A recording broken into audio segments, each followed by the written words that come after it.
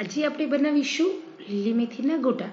શિયાળો આવે એટલે મેથી માર્કેટમાં બહુ સરસ મળે છે અને મેથીના ગોટા ખાવાનું મન બહુ બધું થાય આપણને. શિયાળો હોય કે ચોમાસું હોય આપણને મેથીના ભજીયા ખાવાનું મન થાય જ. તો ચલો અહીંયા આપણે મેથીના ભજીયા બનાવીશું સ્ટેપ બાય સ્ટેપ રેસીપી જોઈને. એક વસ્તુ તમે ઉમેરશો તો તમારા ભજીયામાં તેલ પણ નહીં ચોટે, પછી એકદમ ફૂલાયેલા સોફ્ટ અને જાળીદાર બનશે. અહીંયા આપણે ચણાનો લોટ લેવાનો. ચણાનો લોટ આપણે 1 વાટકો લીધો છે. ચણાનો લોટ તમારા ઘરના સભ્ય પ્રમાણે લઈ શકો છો. આ 1 વાટકો ચણાનો લોટ આશરે 2 વ્યક્તિ માટે નાસ્તા માટે ભજીયા ખાઈ શકાય એટલો છે.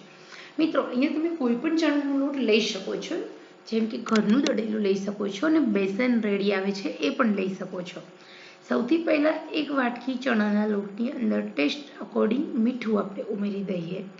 અહીંયા સિમ્પલ ખૂબ ઓછી આપણે વસ્તુથી આ રેસીપી બનાવી છે. હળદર 1 ચમચી, કહેવા પૂરતો લાલ મરચું એટલે કે જે મારી પાસે એકદમ નાની છે અડધાની અડધી ચમચી, તે થોડો ગરમ મસાલો પાવડર આપણે લીધો છે. આ વસ્તુ આપણે એની અંદર લેવાની છે. સાથે સાથે આપણે જે એક સિક્રેટ વસ્તુ ઉમેરવાની છે એ પણ બહુ સરસ છે, એ છે આદુ લસણ અને મરચાંની પેસ્ટ, જેના કારણે ટેસ્ટ બહુ સરસ આવે છે. થોડી તીખાશ આવશે એના કારણે મજા આવશે. અને આદુ લસણ મરચાંની પેસ્ટ કરતી વખતે મેં 4 થી 5 મરી પણ ખાંડીને એડ કર્યા હતા, એટલે મરીના કારણે પણ થોડી તીખાશ આવે છે, મજા આવે છે.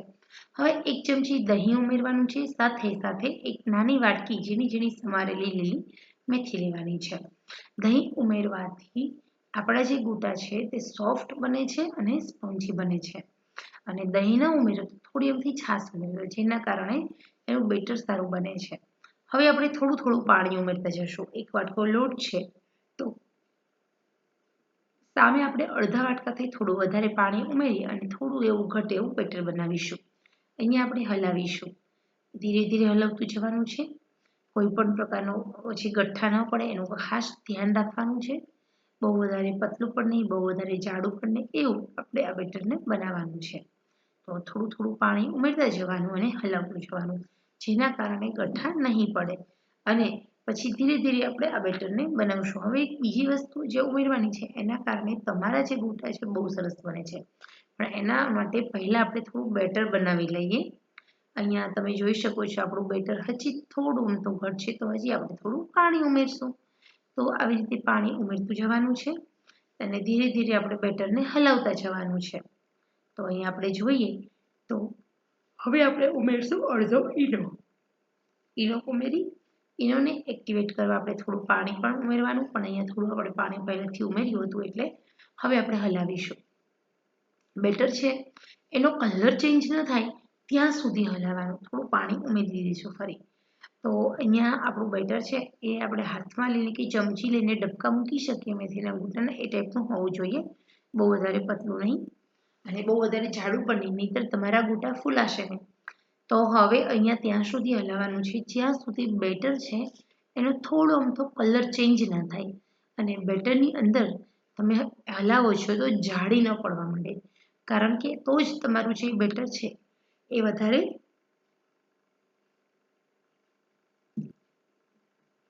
સ્પોન્જી અને સોફ્ટી બનશે એનાથી ગોટા. તો હવે અહીંયા તમે જોઈ શકો છો આપણે જેમ વધારે હલાવશું એમ એની અંદર એર વધારે આવશે. તો અહીંયા આપણું બેટર રેડી છે. આ બેટરમાંથી આપણે તરત જ ઇન્સ્ટન્ટ મેથીના ગોટા બનાવી લઈએ. તેલ ગરમ મૂક્યું, તેલ ચેક કર્યું છે આપણે. તો હવે આપણે એક મોટો ચમચો છે એ અથવા તો ચમચી એની મદદથી આવી રીતે તેલમાં જ્યાં પણ જગ્યા છે ત્યાં હાથ ગંદા ન થાય એ રીતે આપણે મેથીના ગોટા બનાવી લઈએ. તમે જો કેટલા ફૂલાય છે, આપણે માત્ર એક ચમચીની મદદથી જ આપણે પાડ્યા છે, તો પણ તમે જો મસ્ત ફૂલાય છે ને. તો બસ આવી રીતે તમે હાથ બિલકુલ ગંદા ન કરો અને ચમચીની મદદથી જ આપણે મેથીના ગોટાને પાડી લઈશું. તો હવે મીડિયમ આંચે થોડું ચડવા દેવાનું છે. ગેસની આંચ પહેલાં ફૂલ રાખવાની અને પછી મીડિયમ આંચ કરવાની છે. હવે આપણે ફરી બીજા એ જ રીતે તળી લઈશું. તો અહીંયા આપણે ચમચીની મદદથી જ હું તમે જોઈ શકો છો પાડું છું. મેં હાથ ગંદા નથી કર્યા. તમે આ જ રીતે ઇઝીલી ચમચીની મદદથી તમે તેલમાં જ્યાં જગ્યા છે ત્યાં ડબકા મૂકી શકો છો. અને ધીમે ધીમે હવે આપણે ગેસની આંચ 1 મિનિટ માટે ફૂલ રાખવાની છે અને બાકીની 4 મિનિટ સુધી આપણે ગેસની આંચ એકદમ સ્લો કરી દઈએ.